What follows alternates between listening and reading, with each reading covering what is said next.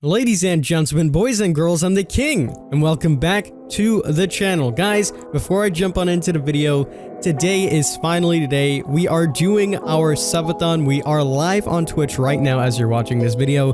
If you guys want to partake in that, make sure you click on the link down below. Come on out. We're going to be doing giveaways. We're going to be having a great time, and we're going to be live for a long time.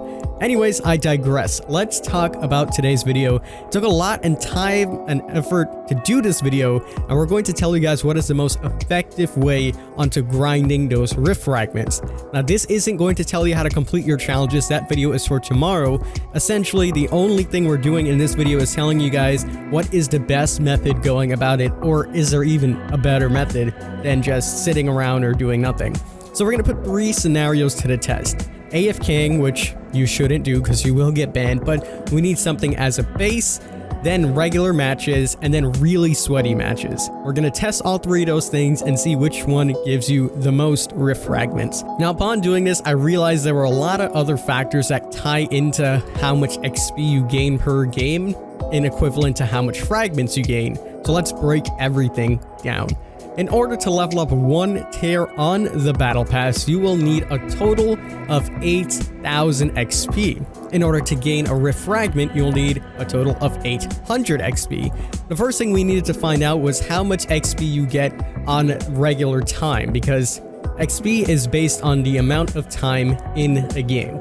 We learned that approximately 8 to 10 minutes is the cap for the amount of time in a game, so you don't really want to go too much over that, and you don't want to be below that because you'll be shorthanding yourself. So in turn, 8 to 10 minutes is the best amount of time to be in a game, and you gain about 1 experience per second. When we did the math, it was actually 1.06, but it varies depending on everything.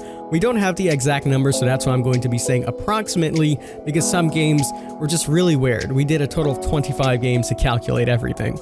So as I said, you'll need a total of 10 fragments to level up 1 tier. 1 fragment is 800 XP, so in turn you need 8,000 experience, and per game it is an 8 to 10 minute cap with 1 XP per second, so in turn you can gain a maximum of 600 XP for staying in a 10-minute game. Now there's other factors that also affect this. First of all, there is your first game of the day bonus, which gives you 300 XP. There's your first game as survivor and killer, which both give you 30 bonus XP. Now those are the only factors that will change depending on your games. Now let's talk about the emblems, and here's where things get a little bit more complicated. Each emblem has its bonus XP share.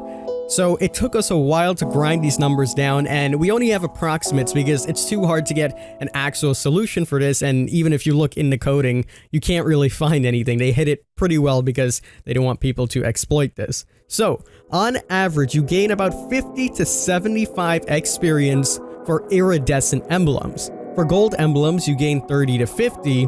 For silver, you gain 10 to 30, and for bronze or nothing, you gain 0. So the most effective way to get the most amount of points is by getting a perfect game with all iridescents lasting over 10 minutes.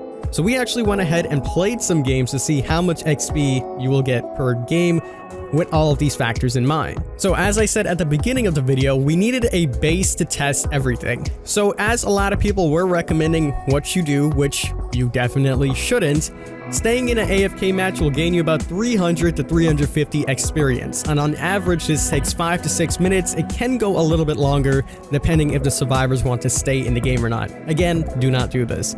Next is average games. These are just games that you play for fun. You know, you don't do the best, you're not super sweaty, but you still get some kills or you still survive.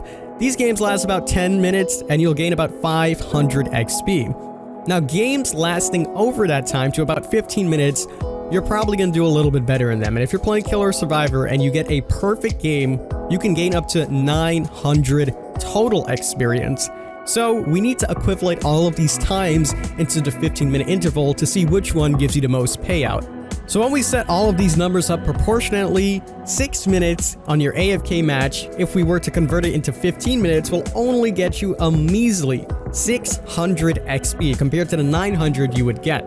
When we take the average games that last about 10 minutes and you'll get about the medium amount of emblems, it will only get you a total of 700 on average. And the base that we were using, the most effective way are your 15-minute matches on average. That will get you about 900 XP. So there you go. The most efficient way to gain rift fragments is just by playing the game. There's no way around it. There is no easier way to do this.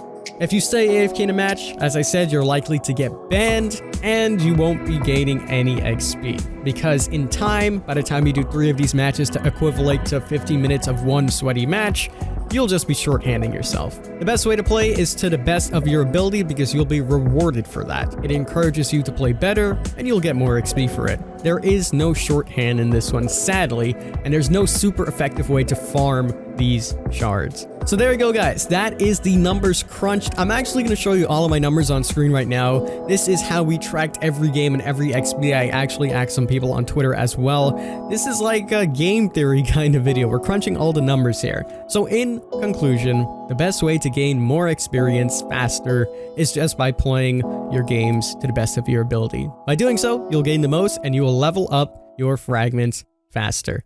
Tomorrow's video, we're going to be talking about how to complete all of your challenges really quickly because I know some people are struggling with that, so stay tuned for that. And again, as I said, we are currently live on Twitch doing our subathon, so come on out and say hello. As always, I'm the King, I tip my crown to you guys, and we'll see you in the fog.